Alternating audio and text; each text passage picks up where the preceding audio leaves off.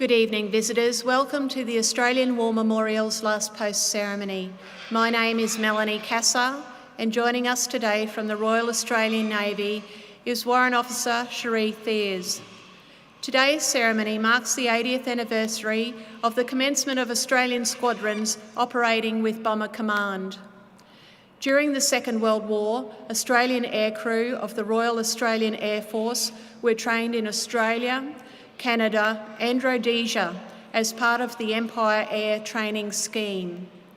This scheme trained pilots, navigators, bomb aimers, wireless operator air gunners and flight engineers for service in the United Kingdom with the Royal Air Force. For the Australian aircrews that were posted to the Royal Air Force's Bomber Command, many served with Australian Article 15 squadrons. However, the bulk of Australian aircrew served with Royal Air Force squadrons. Bomber Command crews played a central role in the strategic bombing of Germany.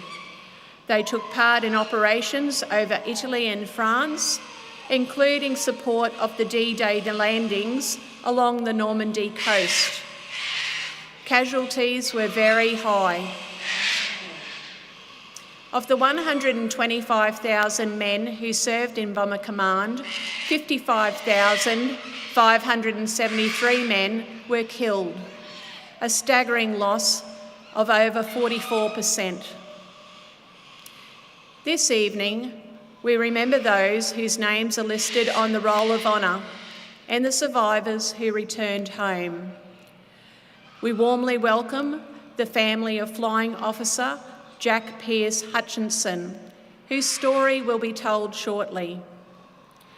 We also warmly welcome the Bomber Command Association members and families of Bomber Command veterans, and Group Captain Ernie Walsh, Air Force Association ACT President. We welcome the veterans who have served, those that are still serving, and the families that love and support them. We acknowledge the members of RSL and Services Clubs Association, RSL Victoria and RSL Queensland, who are watching the broadcast of this ceremony across Australia. During this evening's ceremony, wreaths will be laid at the base of the Pool of Reflection by family and visitors to the memorial. If you are able, please stand and join in singing the National Anthem.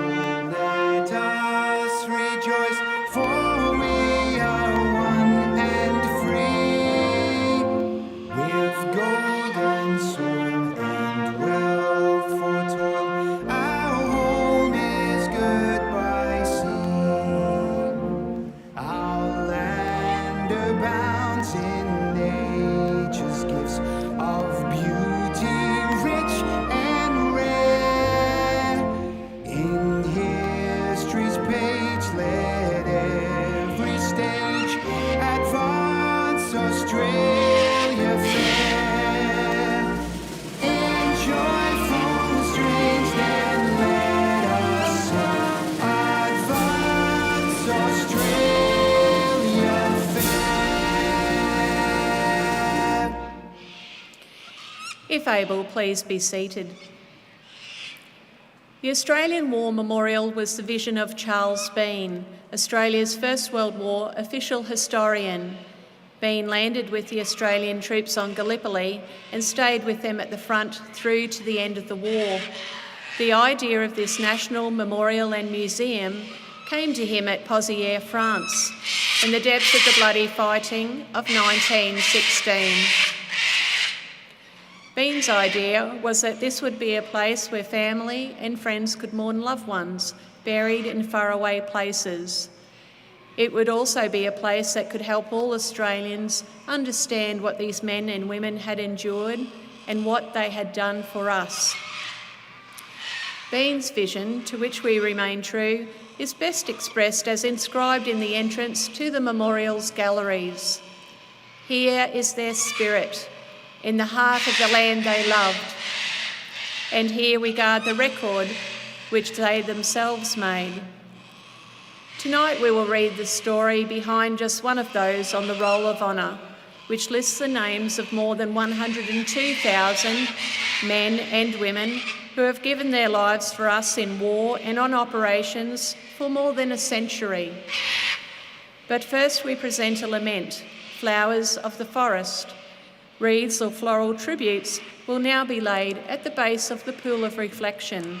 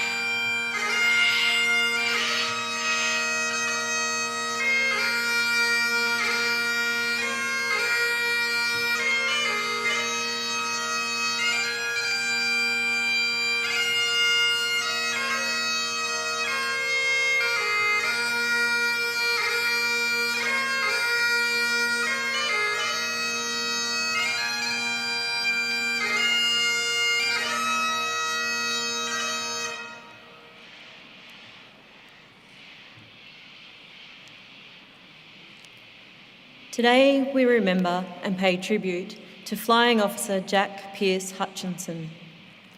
Jack Hutchinson was born in Hyde Park, South Australia on the 25th of March 1920, the youngest child and only son of George Hutchinson, director of John Martin & Co. department stores, and his wife Ruby. Jack grew alongside his older sisters Eileen and Roma, and later attended Scotch College in Adelaide. After leaving school, he learned to fly in Whyalla at the Spencer Gulf Aero Club, where he was awarded his pilot's licence. By the outbreak of the war, Jack had moved back to Adelaide with his parents, where he found employment as a fitter's mate and mechanic.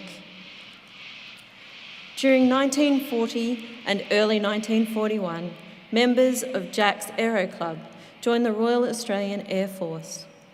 Jack enlisted in June in Adelaide, On the 15th of November, he was engaged to a local girl named Ina Ward. Mustered as aircrew, Jack attended various flying training schools over the next 9 months before obtaining his flying badge at Point Cook, Victoria, at the end of April 1942. 4 months later, he was attached to the Royal Air Force and embarked for overseas service. He arrived in England on the 18th of November. The following month, Jack posted to number 15 Pilot's Advanced Flying Unit at Grenham Common in Berkshire. At the end of March 1943, he joined number 30 Operational Training Unit, and in June he was posted to 1662 Conversion Unit, where he learned to fly heavy bombers. In July, Jack was commissioned as a pilot officer and posted to the number 12 Squadron, RAF in Lincolnshire. This experienced bomber squadron flew Avro Lancasters. The pilots of new crews would routinely fly once with an experienced crew, and Jack's operational service began with the Battle of Hamburg on the night of the 24th of July. During the remainder of 1943, as the bombing campaign intensified, Jack piloted his own Lancaster and led his own crew, a mix of British and Canadians. On the 6th of September 1943, the crew took off for a night mission over Munich when trouble arose. In a letter home, Jack explained, "We took off, and whilst climbing over base, the starboard engine gave up the ghost. As we had a big bomb load on, I had to go out to sea and drop them before attempting to land. Had bags of bother climbing on 3 engines only, but managed to do so eventually and dropped the bomb. After we had been on the course for home for about 5 minutes, the engine suddenly burst into flame. That began to spread along the wings. I had only one thing to do, and that was to land in the sea at once. Well, when we hit the water, the old kite broke in halves and flooded immediately. We had to use bags of speed to get into the dinghy in time, and were so unable to get the extra rations or to send a message before we hit. I'm afraid poor young Paddy and Wally were both lost. We never saw them again." After nearly 20 hours in the water, the survivors were spotted and picked up. Jack promptly called his father to say he was safe, preempting by a week the note from the Air Board advising he was missing. The missions continued, and on the 7th of November 1943, Jack was posted to number 626 Squadron, based at Wickenby. By the beginning of 1944, Jack and his crew had flown 30 operational missions over many targets, mostly in Germany. They had targeted Berlin 11 times. In February, Jack was awarded the Distinguished Flying Cross. The citation for his award highlighted the attacks on targets such as Berlin, Milan, Munich, Peenemünde, the V2 rocket site, as well as his skill in handling badly damaged aircraft. Next came Big Week, an intense sequence of raids by American and RAF squadrons on the German aircraft industry. On the 9th of the 24th of February 1944, number 626 Squadron was tasked with bombing the ball-bearing factories at Schweinfurt in northern Bavaria. The mission was successful, but Jack's aircraft never came back. He and his crew were reported missing.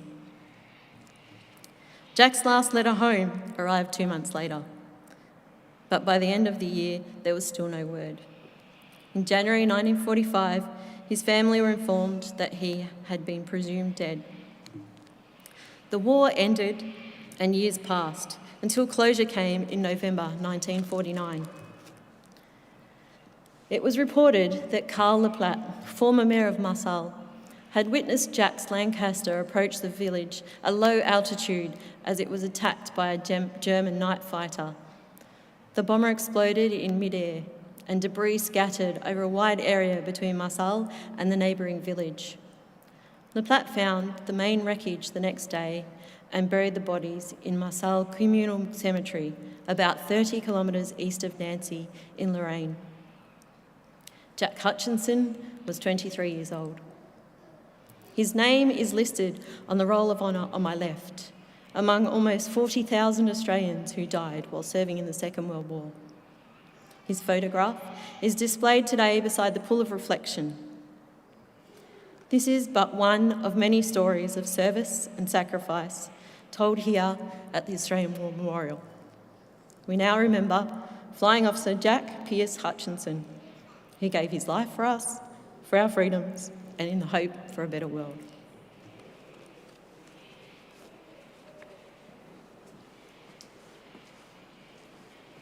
Please stand for the reading of the Ode and the sounding of the last post.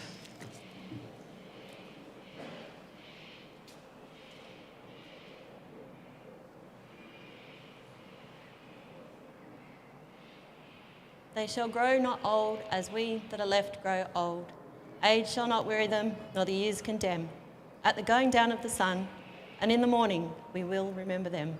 We will remember them.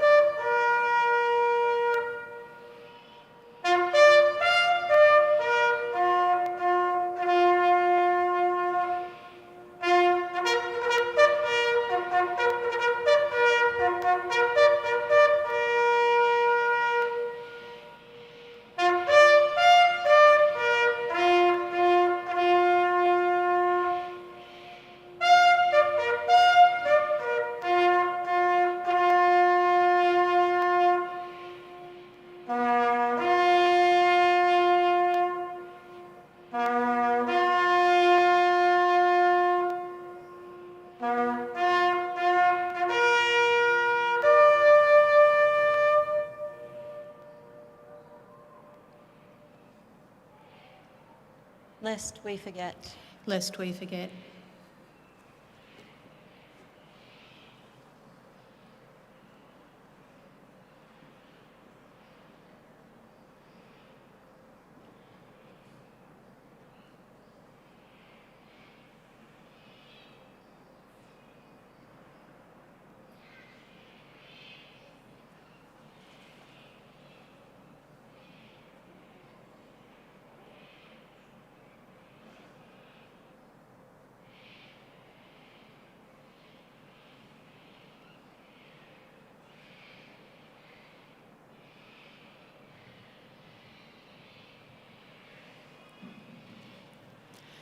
We leave you this evening with the words of the memorial's founder, Charles Bean.